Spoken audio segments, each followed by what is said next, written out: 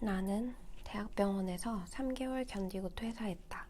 그리고 극심한 우울감에 시달렸다. 우울감을 살짝 털고 일어난 내가 제일 먼저 했던 건 바로 다음 진로 찾기였다. 임상은 아닌 것 같으니 탈임상을 해보자. 간호사가 갈 길이 그렇게 많다는데 다른 데로 가보자. 그러나 그것도 쉬운 일은 아니었다. 간호사 취업 잘 된다는 건 퇴사자 많은 병원에나 해당되는 이야기였다. 제약회사든 보험사든 괜찮아 보이는 곳은 자리가 없었다. 신규가 하기에도 적당한 자리가 아니었다. 어딜 알아보든 괜찮아 보이는 직장은 다 임상 경력이 필수라고 되어 있었다. 물론 임상 경력 없이 신규가 시작할 수 있는 일도 있었다. 연구간호사나 산업간호사는 시작하고 배우면 된다고도 하고 신규도 일할 수 있다고 했다. 그러면 왜 자리가 남아있지? 대부분 계약직이었다. 월급도 적었다. 연구간호사는 교수 소속으로 들어가면 4대 보험이 되지 않는 경우가 대다수라고 했다. 장점은 칼퇴가 가능하고 업무 로딩이 크지 않다는 것. 하지만 만족한다는 의견들도 임상이 있을 때에 비해서 그렇다고 했다.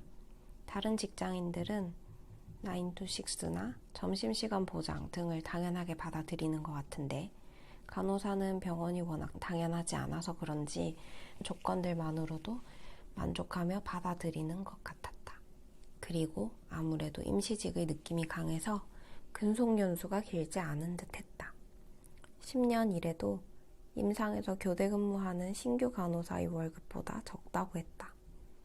그래서 일을 시작했다가도 1, 2년 해보고 다른 길을 찾으시는 분들도 계신 모양이었다. 언제든 대체될 수 있는 부품 같다고 표현하시는 분들도 계셨다. 마음에 다 차는 일을 찾는 건 쉽지가 않구나. 이왕 일을 그만둔 것, 여행을 가보기로 했다. 나는 살면서 디즈니랜드를 꼭 가보고 싶었다. 비전보드에 디즈니랜드 사진을 붙이면서도 한 번도 내가 갈 수 있을 거라고 믿지 못했던 것 같다. 알고 보니 그리 멀리 있지도 않았다. 일본과 홍콩이었다. 매일 바라보던 비전보드의 디즈니랜드는 홍콩에 위치한 파크였다. 그래서 홍콩으로 떠나기로 결심했다. 항공권을 끊고 나니 뿌듯하면서도 허탈했다. 그동안 무엇이 그렇게 어려웠을까? 디즈니랜드가 뭐 그리 가기 힘들다고 매일 사진만 보며 애달아 했을까? 그냥 비행기 티켓과 파크 입장권을 끊고 숙소를 예약하면 그만인데 그 쉬운 걸 왜 할 수 없다고 생각했는지, 하고 싶은 일을 스스로 손을 뻗어 쟁취하는 것을 왜 어렵다고 생각했는지. 그러고 보니 직장도 마찬가지였다. 나는 그동안 내가 진정으로 원하는 일을 하려는 용기보단 남들이 인정해주는 모두가 좋다고 하는 길을 택하려 했다. 취업이 쉽고 직업의 신뢰도가 좋아서 많은 사람들이 간호학과를 추천했다. 그리고 졸업 시즌이 되자 동기들은 대부분 대학병원에 취업을 했다. 나는 뒤처지는 게 싫은 사람이라 남들 가는 길을 다 따라갔던 것 같다. 규모가 큰 병원, 정규직, 또래보다 많은 연봉, 빠른 취업. 이 정도면 엄청나게 달콤한 과자 종합 선물 세트다. 이런 걸 먹을 땐 이가 썩을 수 있다는 사실을 꼭 명심해야 하지만 난 아니겠지 하고 안일하게 생각했다. 지금이라도 바로 잡을 수 있을까?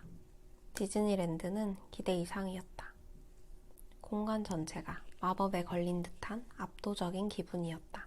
이곳이 현실인지 꿈인지 꿈결에 젖어있는 기분으로 행복하게 누비고 다녔다. 많은 캐릭터들과 함께 사진도 찍고 짧은 영어지만 인사도 나누었다. 그건 정말 새로운 설렘이었다. 가장 충격적이었던 건 퍼레이드 타임이었다. 퍼레이드 자체도 무척이나 아름다웠지만 더 놀라운 건 연기자들의 표정이었다. 내 눈을 사로잡은 건 메인 캐릭터의 앞 뒤에 붙어있는 조연 캐릭터였다. 주인공이 아님에도 너무나 환하고 행복한 표정으로 손을 흔들어주는 그들을 보며 나는 충격을 받았다. 저렇게 행복한 표정으로 일할 수 있구나. 조연이라도 말이야. 병원에서의 나는 너무나 지치고 곧 울음이 터질 것 같은 얼굴을 하고 있었기에 더 놀라웠던 것 같다. 실제로 그 직원들이 행복했는지는 모르지만 표정만큼은 정말 행복해 보여서 솔직히 너무 부러웠다. 나도 행복하게 일하고 싶다.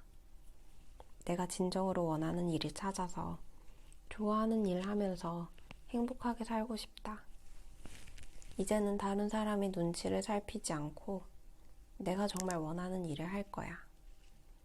그게 무엇인지는 아직 잘 모르지만 좋아하는 일을 찾기 위해서는 시간이 필요했다. 그리고 면허는 그 시간을 버틸 돈을 벌어줄 수 있는 고마운 도구였다. 이 면허 하나 따자고 4년을 갖다 버렸구나 싶어서 좌절스러웠던 과거는 이제 안녕.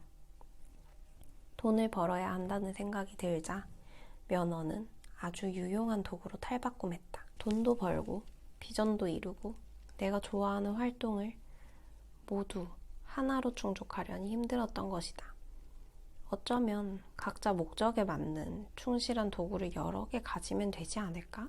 간호사로 일하며 돈을 벌고 내가 좋아하는 일은 따로 찾아보면 어떨까?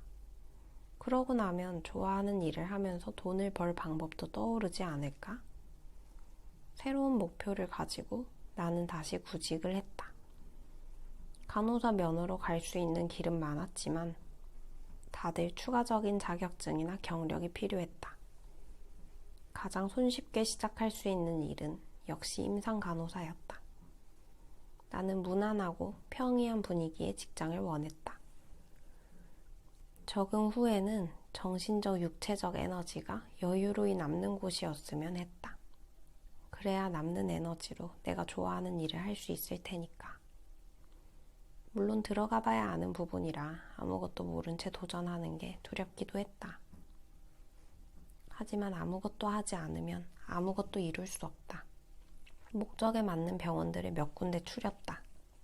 그리고 이력서를 넣었다. 서류를 넣자 곧바로 문자나 전화가 오는 병원도 있었다. 직접 컨택을 해보니 느낌이 왔다. 급하면서도 고압적인 태도를 보이는 곳, 애매모호한 반응을 보이는 곳도 있었다. 염두에 두었던 한 병원의 인상이 제일 괜찮았다. 다른 병원은 곧 내 밑에서 일하게 될 사람으로 생각하고 있다는 느낌을 주었는데 이 병원은 곧 함께 일하게 될지도 모르는 사람으로 존중하는 느낌을 주었다. 굉장히 사소한 부분에서 갈려지는 느낌이었다. 그리고 그 차이는 내 결정에 결정적인 영향을 주었다. 새로운 시작을 하며 결심한 게 있었다. 1년은 견뎌보자. 정말 아닌 것 같다는 생각이 들면 빨리 그만둬야겠지만 그게 아니라면 1년은 견뎌보고 싶었다. 도망 좀 친다고 인생이 망하지 않는다는 건 알고 있었지만 내심 이전의 선택에 후회가 남았기 때문이다. 그래서 이번에는 좀 더 버텨보고 싶었다. 그렇게 새로운 병원에서 다시 시작했다.